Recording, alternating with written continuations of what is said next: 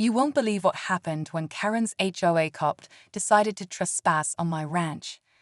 It all started when I noticed a car slowly creeping up my property. At first, I thought it was just a lost driver, but when I saw the security uniform, I knew something was off. This wasn't just any random person.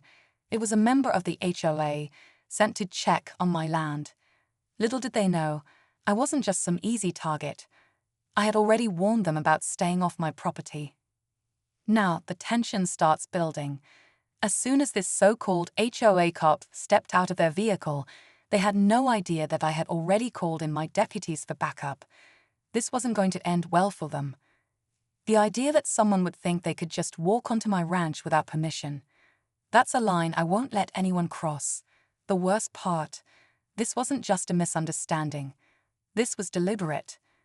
And as I stood there watching, my mind raced. What were they really looking for? Was it just a random inspection, or did someone send them to provoke me?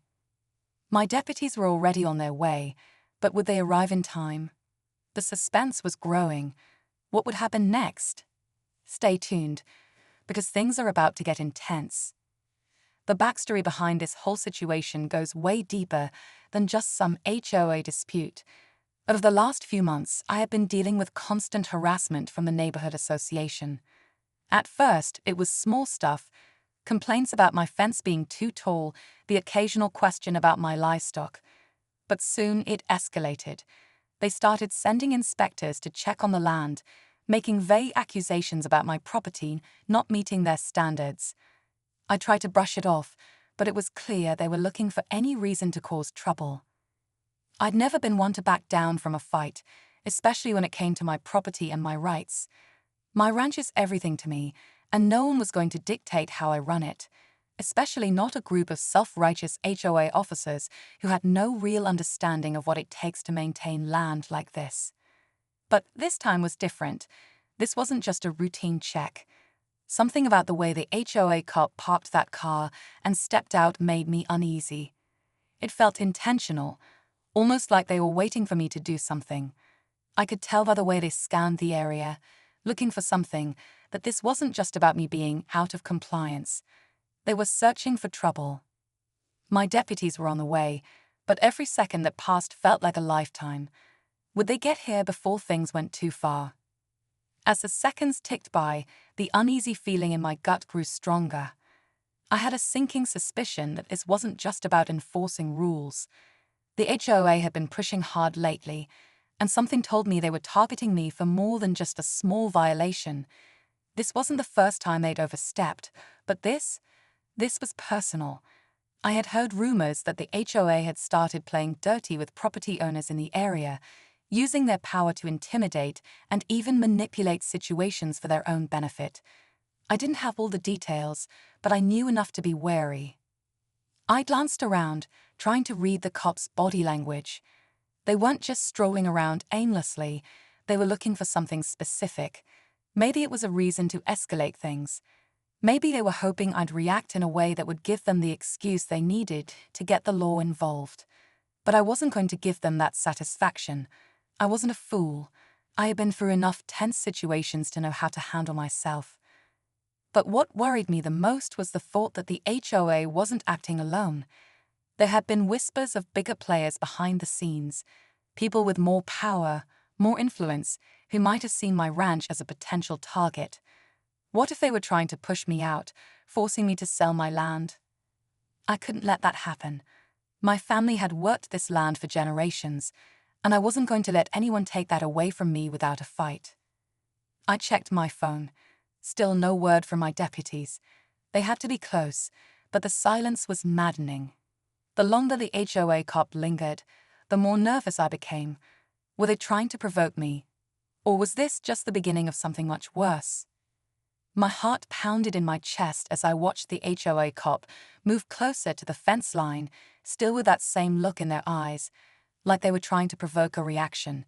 It was a calculated move, and I could feel it in my bones. I could hear the gravel crunch under their boots as they slowly paced, taking in every corner of my property.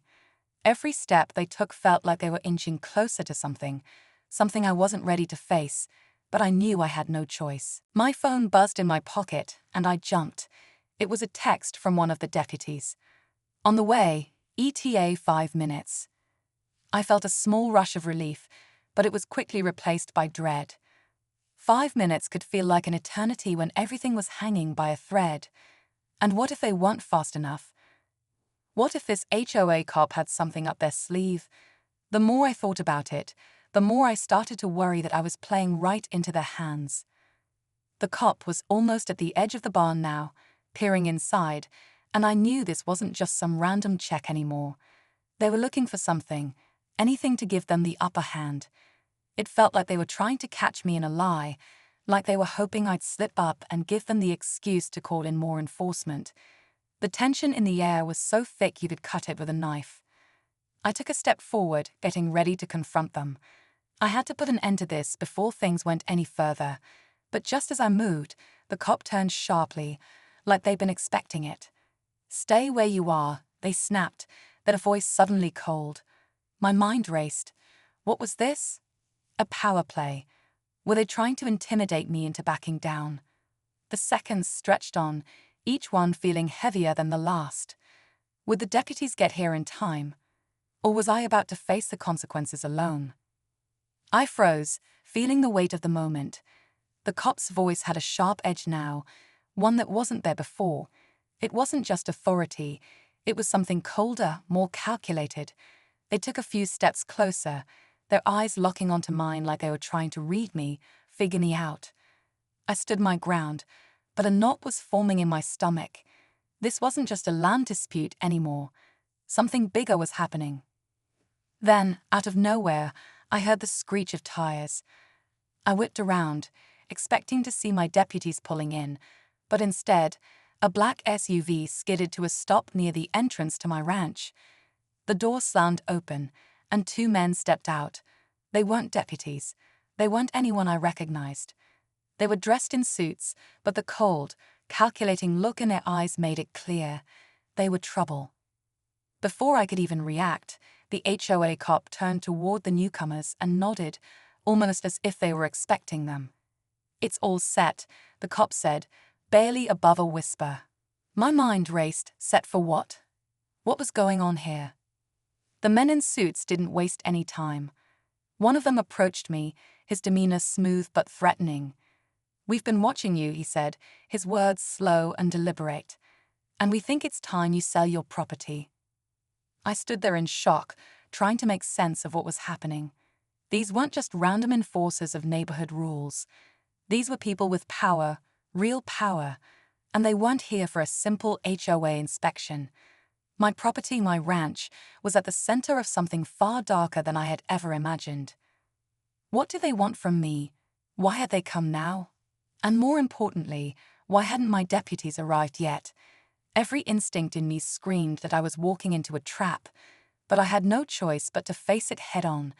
The game had changed, and I had to figure out how to play before it was too late. I could feel my pulse pounding in my ears as the man in the suit stepped closer, his words cutting through the tension. "You don't have a choice here. Sell your ranch, and we can make this easy. Otherwise," he let the threat hang in the air, his gaze cold, calculated. My fingers itched, and I felt the weight of my surroundings, the land that had been in my family for generations. I wasn't going to give up that easily, not without a fight. Just as I opened my mouth to respond, I heard the unmistakable sound of sirens in the distance. My deputies were finally here, but the men in suits didn't flinch. They were expecting this. I didn't know how, but it was clear they had thought of everything. They had anticipated my every move. I stood tall, facing them, trying to push through the rising panic.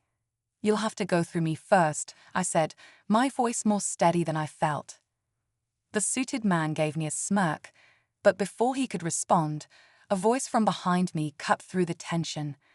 "That's exactly what we intend to do." I turned stunned. It was one of my deputies, just in time. But what caught me off guard was the look on his face. He wasn't here to protect me. He was with them. I stared in disbelief as my deputy walked up to the suited men, nodding like he had known them all along. "You can take it from here," he said, and just like that, everything I thought I knew shattered. The deputy I trusted, the one I thought had my back, was in on it all along. The truth hit me like a ton of bricks. The HOA, the shady suits, and even the deputy, they were all part of a plan to force me off my land. But the biggest twist, my ranch wasn't the endgame, it was just the beginning of something much bigger. Before I could fully process what had happened, one of the men in suits handed me a folder. "You can either play along, or you can watch everything you've worked for crumble," he said. "We've already planned your downfall." I stood there, completely stunned, as the truth sank in. My fight wasn't over, it was just beginning. The stakes were higher than I ever imagined. But now I had to figure out how to survive this betrayal and take back what was mine. I stood there, holding the folder in my hands, the weight of it heavier than I could have imagined. My mind was racing, trying to piece together how everything had unfolded. The deputy, the HOA, the shady suits, it all made sense now. They weren't just after my land. They were after control. They wanted to use my ranch as leverage in a much bigger scheme, and I had walked right into it. But there was no turning back now. I wasn't going to let them win. I made a vow to myself right then and there. If I had to take down the whole corrupt system to protect my land, that's exactly what I'd do. My fight was far from over, and this wasn't the first time I'd faced impossible odds. I knew how to fight back. I wasn't alone, either. There were others out there, other ranchers, business owners, people who had been quietly pushed aside. It was time to stand up together. As the men in suits left, I stood firm. This chapter wasn't the end, it was just the start of something bigger. My land, my family's legacy, wasn't for sale, and if they thought they could break me, they were sorely mistaken.